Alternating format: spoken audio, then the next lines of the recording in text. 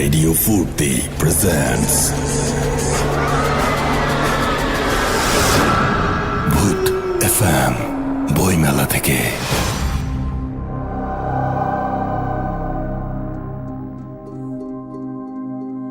সবাইকে অমর ২১-এর শুভেচ্ছা। ১৩ আগস্ট ২০১০ শুরু হয়েছিল ভূত এফএম। আজ ফেব্রুয়ারি ২০১৪। অন্যরকম এক ভূত এফএমে আপনাদের সবাইকে স্বাগত জানাচ্ছি।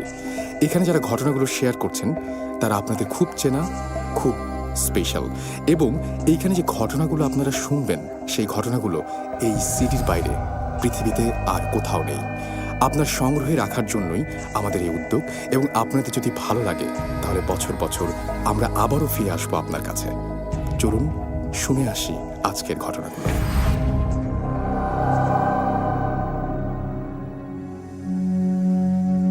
আমি সাকওয়াত হোসেন বাবন, আমি পুরনো ঢাকাতে থাকি। তো আমি আজকে যে ঘটনাটা শেয়ার করব সেটা আমার জীবনে ঘটে যাওয়া একটা অত্যন্ত কি বলবো যে রোমহর্ষক ঘটনা বলা যায়, আবার রোমাঞ্চকর ঘটনাও বলা যায়। তো ঘটনাটা শুরুটা হলো এরকম। আমার ছোটবেলা থেকেই মাছ ধরার প্রতি খুব আগ্রহ। আমি সবসময় মাছ ধরি, এবং আমার মাছ ধরার পদ্ধতিটা হচ্ছে ছিপ দিয়ে। তো আমি জানি যে কিভাবে মাছ ধরতে হয়, কেঁচো দিয়ে, মাছের খাবার দিয়ে, মাছকে ডেকে কীভাবে মাছ ধরতে, এগুলো আমি সবসময় জানি। ছোটোবেলা থেকে এটা হয়ে গেছে আমার মধ্যে। তো একবার ঘটনাটা যেখান থেকে শুরু, আমি সেটা বলবো, এটা ঘটনাটা উল্লেখ না করলেই নয়। একবার আমার বাবা একজন সরকারি কর্মচারী, সরকারি অফিসার ছিলেন। তো উনি ঢাকার বাইরে পোস্টিং ছিল। তো আমরাও গেছি। আমি সাঁতার জানি না, ঠিক সাঁতার জানিই না। তো আমরা গেছি। পরে আমি ওইখানে একটা পুকুর ছিল, আমরা যেই বাড়িতে ছিলাম ওই বাড়িটা মল্লিক সাহেবের বাড়ি ছিল, এবং একটা বিরাট বড় একটা মজগুনি পুকুর ছিল। তো আমি একদিন ওইখানে একটা আম গাছের নিচে বসে একাই স্কুল থেকে ফিরে একা মাছ ধরছি। ছোট ছোট পুঁটি মাছ উঠে, তো আমি কেঁচো দিয়ে মাছ ধরতেছিলাম। হঠাৎ করে একটা বিশাল টান আমি অনুভব করলাম, এবং অনেক ছিপ ধরে রাখতে চাইছি যে ছিপ আটকে মাছটাকে তুলে ফেলবো, কিন্তু না, মাছটা আমাকে নিয়ে পুরো আমি ধাপাস করে পানির মধ্যে পড়লাম। তার কিছুক্ষণ পরে আমি বুঝতেছি আমি পানি খাচ্ছি। পানি খেয়ে হাত পাও ছুটতেছি চারিদিকে বাঁচার জন্য, কিন্তু না, পানির নিচে, পায়ের নিচে কিছু পাচ্ছি না, এবং আমার বুক ধকধক করতেছিল, এবং একসময় আর কোনো কিছু মনে নাই। আশেপাশে কেউ ছিলও না যে আমাকে বাঁচাবে। তো কিছুক্ষণ পরে আমি চোখ খুলে যখন তাকালাম, কতক্ষণ পরে আমি ঠিক জানি না, চোখ খুলে তাকালাম, দেখলাম যে আমি ওই আম গাছটার নিচে শুয়ে আছি, আমার ছিপটা পানিতে মধ্যে ভাসতেছে, এবং আমাকে কে বাঁচালো, কিভাবে আমি ওইখানে উঠলাম, এটা আমার কাছে এক বিশাল রহস্য। যাই হোক, আমি এবার মূল ঘটনায় চলে আসি। আমার ছোটবেলার সেই মাছ ধরার নেশা কিন্তু এখনো কাটে নাই। আমি কিন্তু তারপরে বড় হয়েছি, বিভিন্ন জায়গায় যখনই যেই পুকুরে গিয়েছি মাছ ধরেছি, এবং সাঁতারটা শিখে নিয়েছি বিধায় আমার কোনো ভয় ছিল না, ভয়টা চলে গেছিল। তো আমি বিভিন্ন জায়গায় পার্টিসিপেট করতাম, যেমন ওই যেখানে টিকিট কেটে মাছ ধরার একটা সিস্টেম আছে। তো আমি 2টা টিকিট সবসময় কাটতাম সব জায়গাতে, এবং আমার কিছু বন্ধু বান্ধবও 2টা গেছে যারা মাছ ধরতে পছন্দ করে। দেখা গেলো উইকেন্ডে আমরা ঢাকার বাইরে চলে যাই, বিভিন্ন জায়গাতে চলে যাই, কখনো নিজেদের গাড়ি অথবা অফিসের গাড়ি ব্যবহার করি। তো অফিসের গাড়ি হিসেবে যখন ব্যবহার করায় মতি মিয়া যে নামে এক ড্রাইভার ছিল, সে সবসময় সেও মাছ ধরতে পছন্দ করতো। সে আমার সাথে প্রতি শুক্রবারে তাকে খবর দিলেই হতো, আর অফিস থেকে পারমিশন নিলেই হতো যে গাড়িটা আমি শুক্রবার নিয়ে যাচ্ছি, এটা জানতো সবাই। তো একবার খবর আসলো যে আমার এক বন্ধু ফ্রেন্ড খবর দিল যে বুলতা নামের একটা দিঘি আছে বুলতা এলাকায়, এটা ঢাকা সিলেট মহাসড়ক হাইওয়ের পাশে পড়ে আর কি। তো আমি খবর পেয়ে বললাম যে ঠিক আছে, টিকিট করো। বৃহস্পতিবার তাকে কনফার্ম করলাম। ও বললো যে আমি টিকিট কেটে রাখছি, 2টা কাটি, হ্যাঁ 2টাই 2জনে এই করবো। আমি বললাম তোমার জন্য কাটবা না আলাদা? কয় না, আমি 2টা কাটি, তুমি আসো। আমি বললাম যে ঠিক আছে, তাহলে কাটো, কনফার্ম করো। ও আমাকে রাতেও ফোন দিয়ে বললো যে কনফার্ম, কালকে 2টা টিকিট কেটে রাখছি, টিকিট তুমি এখানে আইসা তোমার নাম বললেই হবে, আর আমি তো থাকবোই। তাও ঠিক আছে, আমি মতি মেয়েরা ফোন করলাম, মতি কালকে সকালে চলে আসো, 6টার মধ্যে চলে আসবা বাসায়, তোমরা রওনা দিব মাছ ধরার। ও মতি খুব খুশি, মাছ ধরার কথা শুনলে মতি সবসময় খুশি হয়, আর এর জন্য ওর সাথে আমার আন্ডারস্ট্যান্ডিংটা খুব ভালো। তো মতি 6টার জায়গাতে সেদিন ও আর 6টার সময় আসতে পারে না, 8টা সাড়ে 8টার দিকে আসছে। আর আমি বললাম যে মতি তুমি এত দেরি করলা? বলে স্যার সকাল থেকে বৃষ্টি হচ্ছে। আমিও দেখলাম যে কয়েকবার বারান্দায় বের হয়ে দেখছি যে বৃষ্টি হচ্ছে, আর মতি মিয়ারে ফোন দিতেছিলাম। ওর বাসায় একটা ফোন আছে, সেটা তখন তার মোবাইলের সিস্টেমটা ছিল না। তো মতির বাসায় ফোন ছিল, ওকে আবার ডাইকা দিতে হইতো। তো 2-1বার ওকে ডাইকা দেওয়ার পরে তৃতীয়বার এসে বললো যে মতি বাসায় নেই। তখন আমি কনফার্ম বললাম যে মতি মনে হয় চলে আসতেছে। তো 8টা সাড়ে 8টার দিকে আমাকে নিচে এসে খবর দিল যে স্যার ও আসছে। আমার দারোয়ান এসে যখন বললো যে স্যার মতি মিয়া আসছে, তখন আমি রেডি হয়েছিলাম, নেমে গেলাম। ঢাকা সিলেট হাইওয়ে ধরে আমরা যখন ওই বুলতা নামক এলাকাটায় পৌঁছালাম, তখন প্রায় 11টা হয়ে গেছে। বৃষ্টি পড়তেছে, বৃষ্টির কোনো না থামার নামগন্ধ নেই। আমি যেয়ে দেখলাম যে বিশাল বড় একটা দিঘি, ওইটা বুলতা দিঘি নামে ওইখানে পরিচিত। তো দিঘিটা দেখে আমার ভালো লাগছে। আমি বললাম যে এখানে মাছ আছে, হ্যাঁ এখানে মাছ পাওয়া যাবে। মাছের গন্ধ যেন আমি পাচ্ছিলাম।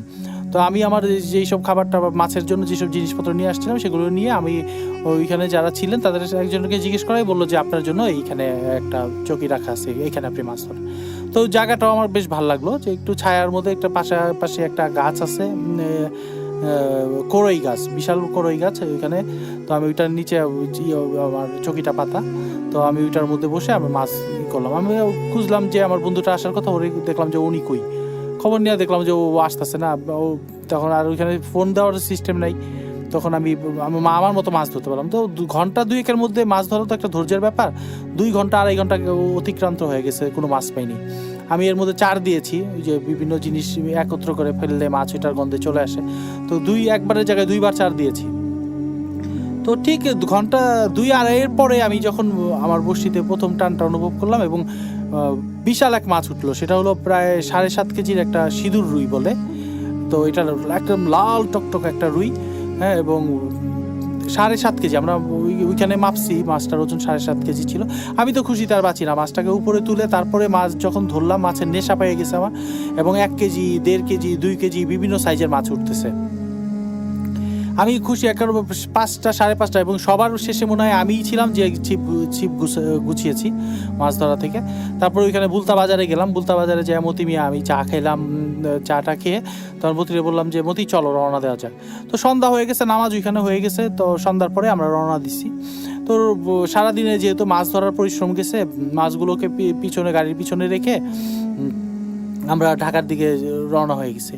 তো আমার পিছনের সিটে মতি মিয়ার পিছনে, আমরা একটা মাইক্রোবাসে ছিলাম, তো মতি মিয়ার পিছনের সিটটাতে আমি বসে চোখ বন্ধ করে দিছি এবং একটু তন্দ্রায় চলে গেছি। তো মতিকে বললাম যে মতি সাবধানে গাড়ি চালাও, দেখো বৃষ্টি হচ্ছে, গাড়ি যেন আবার বাইরে নিয়ে যাও। মতি বললো যে স্যার আপনি নিশ্চিন্তে ঘুমান, আপনার ঘুম বাসায় যায় ভাঙবে। তো যেহেতু মাছ ধরা হয়েছে, আমার মনটার মধ্যে একটা প্রশান্তি চলে আসছে। যারা মাছ ধরেন তারা জানেন যে মাছ ধরা পড়লে কীরকম প্রশান্তি লাগে।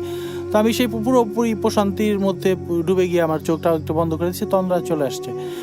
হঠাৎ করে দেখলাম যে গাড়িটা থেমে গেল, এবং মতি মিয়া কাকে বলতেছে সর, এই সর, সামনে থেকে সর সর, এরকম করে চিৎকার করে উঠছে। তা আমি বললাম মতি কী হয়েছে? প্রথমে মতি আমার কথার কোনো রিয়েক্ট করলো না। তার দ্বিতীয়বার আমি বললাম যে মতি কী হয়েছে তোমার? একটু ঝুঁকা ওর দিকেই বললাম কী হয়েছে কি?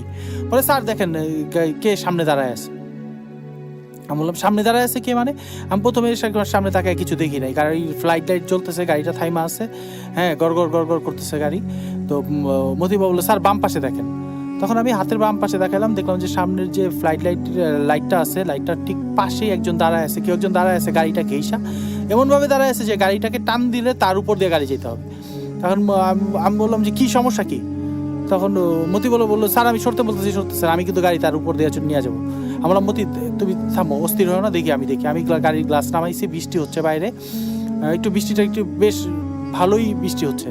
তখন আমি বললাম যে মাথাটা বের করে বললাম কি আপনার সমস্যাটা কি, আপনি গাড়ির সামনে কেন দাঁড়াইছেন? আমার হঠাৎ তখন একটা চিন্তা হয়েছে যে হয়তো কোনো গরিব মানুষ টাকা পয়সার জন্য গাড়ির সামনে দাঁড়ায় পড়ে গেছে বা এরকম কিছু।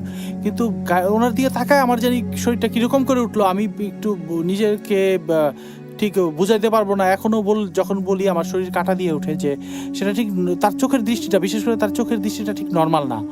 মানে যারা ন্যাশনাল জিওগ্রাফিতে যে পশু পাখির অনুষ্ঠান দেখেন, তারা যদি যে বুনো লায়নগুলোর মানে সিংহের চোখ দেখেন, ঠিক এরকম 2টা চোখ যেন তার মধ্যে বসায় ছিল, চাপাটা একটু ভিতরের দিকে ঢুকানো, থুতনিটা একটু বের হয়ে আছে, লম্বা একটা শেপ, না পুরুষ না মহিলা, এরকম মাঝামাঝি কিছু একটা, যেন একটু চুলগুলো বড় বড় দেখলে মনে হয় যে মহিলা, শরীরটা দেখলে মনে হয় মহিলা, কিন্তু মুখের দিকে তাকাইলে মনে হয় না যে উনি কোনো মহিলা বা অন্য কিছু, বা উনি একজন মহিলা, এটা বোঝা যায় না।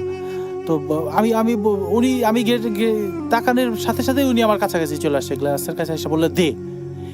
এখন আমি বেশ চমকে উঠছি যে কি দিব? বললো যে তোর কাছে যা আছে দে। এখন আমি বললাম যে আপনার কি টাকা পয়সা দরকার, কিছু টাকা পয়সা দিব?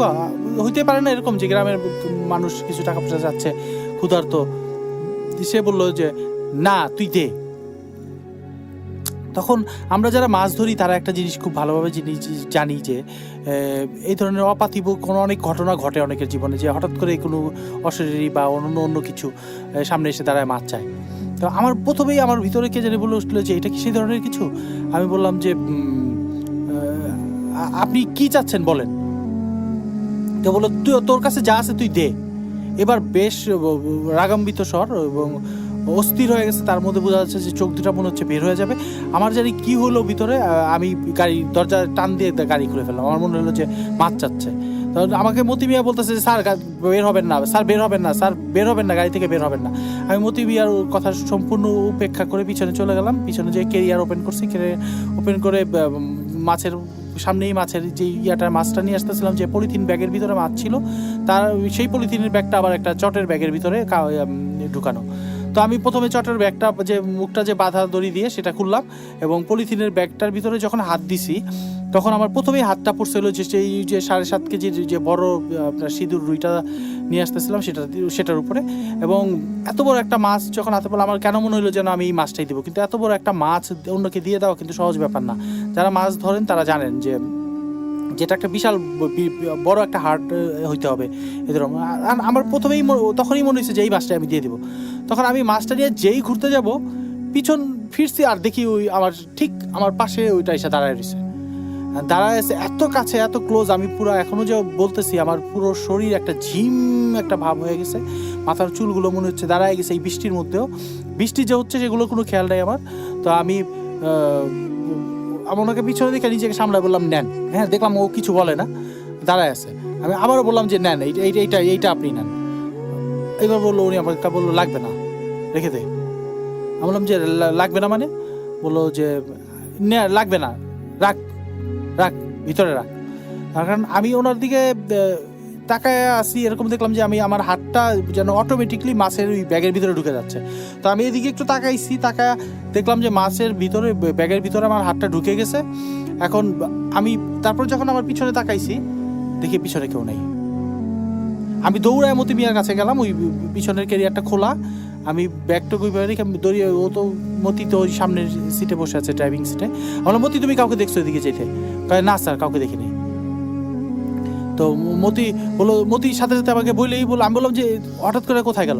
মতির সাথেই গাড়ি থেকে নেমে আসছে। ও নাইমা বললো স্যার আপনি গাড়িতে উঠেন।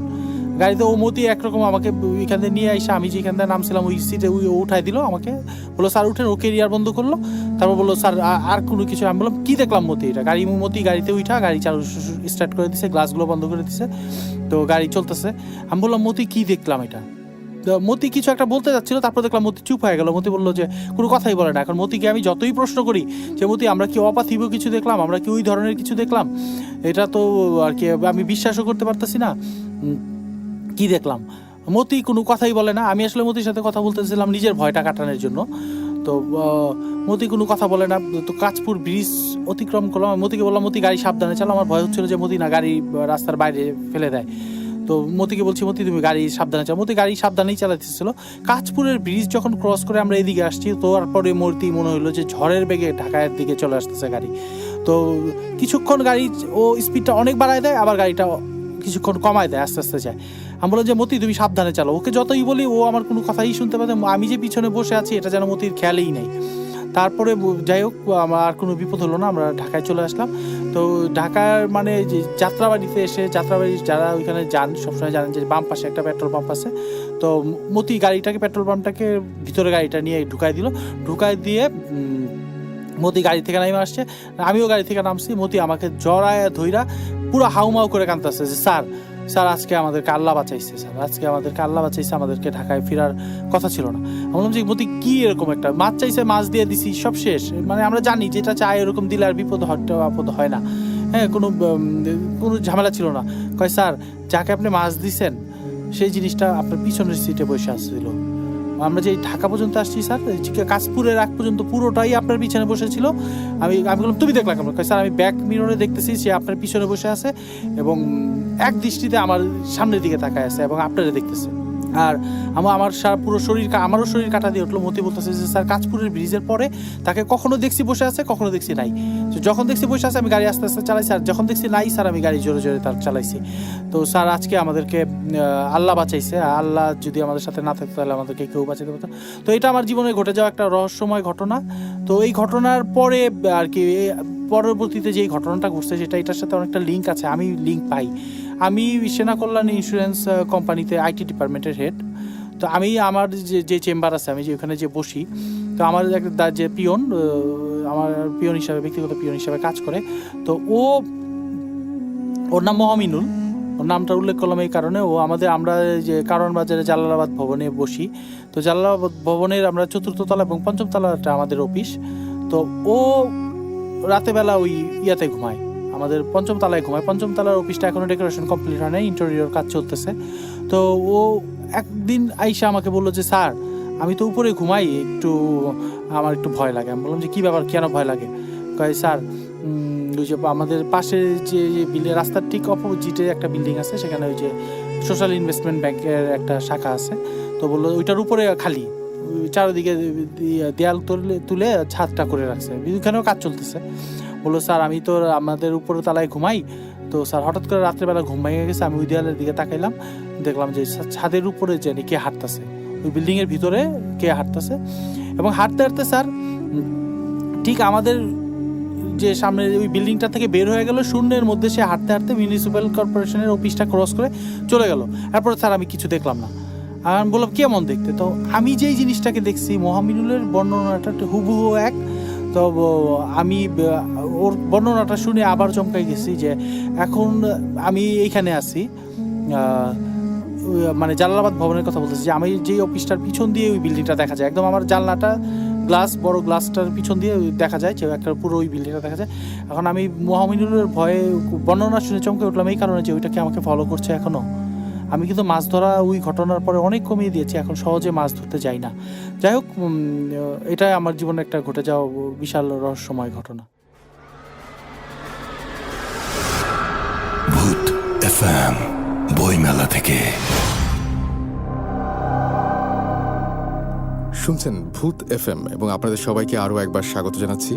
এবং চলছে অমর 21-এর স্পেশাল এপিসোড। এবং এই এপিসোডটিতে সবচাইতে বড় ব্যাপার যেটা, সেটা হচ্ছে কোনো বিজ্ঞাপন বিরতি নেই, শুধু ঘটনা, শুধু ভয়। সাথে আছে ফারনান। চলে যাব ফারনানের ঘটনায়। হ্যালো লিসেনার্স, আমি ফারনান পুরান ঢাকা থেকে এসেছি। আর আমি এখন যে ঘটনাটা শেয়ার করব সেটি আমাকে একজন মেইল করে পাঠিয়েছেন, এবং ওনার নাম হচ্ছে জাহিদুল হাসান। উনি খুলনায় থাকেন। তো ঘটনাটা প্রায় 12 বছর আগের পুরনো একটা ঘটনা, এবং উনি আমাকে মেইলে যেভাবে লিখে পাঠিয়েছেন আমি ঠিক সেভাবে আপনাদের সাথে শেয়ার করার চেষ্টা করব। তো উনি ঠিক 12 বছর আগে ওনার কোয়ালিফিকেশন যখন শেষ করেন তখন খুলনা শহরে একটি চাকরি পেয়ে যান। এবং উনি যখন এই জবটা পান তখন ওনার বাসা ছিল খুলনার কোনো একটা গ্রামে, মানে অনেক ভিতরে শহর থেকে। তো উনি যখন ওই যেখানে অফিস সেখানে আসার জন্য তার অনেক সময় লেগে যেত। তো এরপরে উনি যেটা করলেন যে খুলনা শহরের আশেপাশে কোনো একটা বাসা খোঁজা শুরু করলেন, কারণ আসা যাওয়া অনেক সমস্যা হয়, এই কারণে খুলনা শহরই একটা বাসা সে খুঁজে বের করার চেষ্টা করলেন। তো খুঁজতে খুঁজতে একটা বাসা সে পেয়ে গেলেন, এবং এই বাসাটা ছিল আপনার খুলনা শহরেই, এবং অফিস থেকে ওনার বাসার দূরত্ব ছিল প্রায় আধা ঘন্টা। তো বাসাটা প্রথম দেখাতেই তার খুব ভালো লেগে যায়, এবং বাসাটার বর্ণনা আমি একটু দিব। বাসাটি ছিল এমন যে বাসার একতলায় ছিল আপনার ঔষধের গোডাউন, এবং দোতলায় ছিল ছোট ছোট রুমের একটা ফ্ল্যাট, এবং বাসার মালিক থাকতো খুলনা শহরের অন্য একটা বাসায়, মানে এই বাসায় মালিক থাকতো না। তো খুব ছোট একটা বাসা এবং বেশ পুরোনো আমলের একটা বাসা। তো ওনার বাসাটা দেখার পরে বেশ পছন্দ হয়ে যায়, এবং বাসার পেছনের দিকে আরেকটা যেটা ছিল, যেটা আমি বলবো যে বাসার পেছনে ছিল একটা ডোবা, এবং বাসার পেছনের ডোবার পাশে ছিল আপনার একটা অনেক ছোট বাগানের মতো একটা জায়গা, এবং সেই বাগানটা ক্রস করার পরে বেশ কিছু দূর গেলে ঝোপঝাড়ের মতো জঙ্গল। এই ছিল টোটালি বাসাটা। তো বাসাটা প্রথমে দেখার পরে তার বেশ ভালো লেগে যায়, এবং সেই বাসাটা অ্যাডভান্স করে আসে। এবং এরপর দিনই ঠিক সেই তার যে আসবাবপত্র, তার যে জিনিসপত্র সব কিছু নিয়ে সে ঠিক সেই বাসাটায় উঠে পড়ে। যেহেতু বাসাটার নিচে ছিল গোডাউনের ওষুধের গোডাউন, এবং উপরের তলায় যেহেতু সে নিজে একাই থাকবে, তো সম্পূর্ণ বাসাটা মোটামুটি তার নিজেরই দেখতে হয়, এরকম একটা কন্ডিশন ছিল তখন। এবং সে যেহেতু অবিবাহিত ছিল, তাকে একাই থাকতে হবে সেই দুটো রুমে। তো তো যাই হোক, সব কিছু নিয়েই সেই বাসায় উঠলো এবং বাসাটি যেহেতু অনেক পুরনো ছিল সেটাকে পরিষ্কার করতে অনেক সময় লেগে যায়। সে সম্পূর্ণ সেটেল হয়ে যায় বাসাটাতে এবং সেই দিন রাত্রে সব কাজ শেষ করে খাওয়া দাওয়া সেরে যখন ফ্রেশ হয়ে সে ঘুমাতে যাবে, অনেক সারাদিনের ক্লান্ত থাকার কারণে তার প্রচুর ঘুম আসে এবং সে রাতে ঘুমিয়ে পড়ে। কিন্তু একটা সময় হঠাৎ করে তার ঘুম ভেঙে যায়। ঘুম ভাঙার সাথে সাথে দেখা যায় রাত্রে ঠিক ঘড়িতে বাজে রাত 12টা এবং তার বিছানার ঠিক মুখোমুখি অবস্থায় ছিল একটা জানালা এবং সেই জানালাটার পাশে ঢাকা ছিল একটা সাদা পর্দা দিয়ে। সেই সাদা পর্দা দিয়ে শুধু বাহির থেকে চাঁদের মৃদু আলো বিছানায় পড়ছিল। সমস্ত ঘরটা ছিল অন্ধকার। তো এই অন্ধকারে সে আর কিছুই দেখতে পাচ্ছিল না। তার আর ঘুম আসছিল না। সে চিন্তা করলো যে না, আমি একটু সেই বাগানটা থেকে ঘুরে আসি। যেহেতু নতুন পরিবেশ, নতুন বাসা, ঘুম নাও আসতে পারে, একটু বাগান থেকে ঘুরে আসি, তাহলে ঘুম আসতে পারে হয়তো বা। তো সে যেটা করলো যে হাতে একটা হেরিকেন নিল এবং হেরিকেনটা জ্বালিয়ে আগুন ধরিয়ে সে নিচে নেমে বাগানের দিকে হাঁটার জন্য গেল। সে বাগানটা বেশ ভালোভাবে হাঁটছিল। বাগানটা সম্পূর্ণ ছিল অন্ধকার, ওখানে কেউই ছিল না, কোনো মানুষ ছিল না। সোজা বেশ কিছুতে যাওয়ার পর একটা ঝোপঝাড় এবং ঝোপঝাড়ের পরে জঙ্গলের মতো বেশ কিছু খালি জায়গা। তো বাগানে হাঁটার সময় একটা সময় তার মনে হতে থাকলো যে বাগানের তাকে ফলো করছে কেউ তার পেছন দিক থেকে। সে যখন বাগানের মাঝামাঝি পর্যায়ে চলে আসে তখন হঠাৎ করে একটা অদ্ভুত কাণ্ড তার সাথে ঘটে বসে। তার হাতে যে হেরিকেনটা ছিল সেটার যে আগুনটা সেটা ধপ করে নিভে যায়। কিন্তু এটা একেবারেই অসম্ভব ছিল, কেননা সেদিন কোনো বাতাসও ছিল না যে হেরিকেনের আগুনটা বন্ধ হয়ে যাবে। কারণ হেরিকেনটা সম্পূর্ণ কাচের গ্লাস দিয়ে আটকানো ছিল এবং হেরিকেনের যথেষ্ট পরিমাণ তেল ছিল এবং সাথে সে কোনো দিয়াশলাই যেহেতু আনেনি, তো হেরিকেনটা আর জ্বালানোর চেষ্টাও সে করতে পারল না। তখন সে মনে করলো যে এই ঘুটঘুটে অন্ধকারে এই বাগানের ভিতর তার বেশ ভয় লাগা শুরু করলো। একটা ঠান্ডা ভয়ের স্রোত তার উপর দিয়ে বয়ে চলেছে। সে চিন্তা করলো যে না, এই জায়গাটাতে আর থাকা চলবে না। এবং সাথে সাথে তার আরও মনে হচ্ছিল এই বড় বড় গাছগুলো থেকে কে যেন তাকে বারবার দেখছে। মনে হচ্ছে গাছগুলোর উপর থেকে তার দিকে কেউ যেন অনেক তাকিয়ে আছে তার দিকে। সে তখন যেটা চিন্তা করলো যে না, এই জায়গাটা আমি আর থাকবো না, আমি সাথে সাথে আমার রুমের দিকে চলে যাই। সে দৌড়ে রুমের দিকে যখন গেল, একটা অদ্ভুত রকমের শব্দ তার কানে আসলো। সেটা হচ্ছে মনে হচ্ছে কেউ যদি ফুপিয়ে ফুপিয়ে কাঁদে, যেরকম কান্নার শব্দ শোনা যাবে ঠিক সেরকম একটা শব্দ। অনেক করুণ সেই কান্নার সুর। সেই কান্নার শব্দ শুনে তাকে কি ছেলে বলা যায় না মেয়ে বলা যায় কিছুই বোঝা যাচ্ছিল না। এবং এই কান্নার শব্দটা আসছিল দীপি তার রুম থেকে, দোতলার উপর থেকে। একটু আগেও সে দোতলার রুমে ছিল, তখনও তো কেউ ছিল না। কেই বা কাঁদছে এত রাতে? তার রুমের লাইটটা জ্বালিয়ে সে বাগানের দিকে আসছিল, কিন্তু এখন দেখা যায় রুমের লাইটটাও নেভানো। সে বেশ ভয় পাওয়া শুরু করলো। সে কান্না শব্দটা এখনও শুনছে। সে যেটা চিন্তা করলো যে একতলার গেটটা খুলে আস্তে আস্তে করে উপরের দিকে ওঠা শুরু করলো। সিঁড়িতে তখনও সেই কান্নার শব্দ। যখন সে তার রুমের দরজাটা খুলতে যাবে ঠিক তখনই কান্নার শব্দটা একদম বাতাসের সাথে মিলিয়ে গেল। আর কেউ সেখানে কান্না করছে না।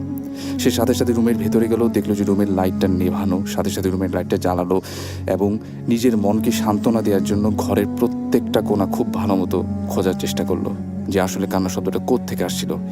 কিন্তু সারা বাড়ি খোঁজাখুঁজির পরেও সে কিচ্ছু পেল না।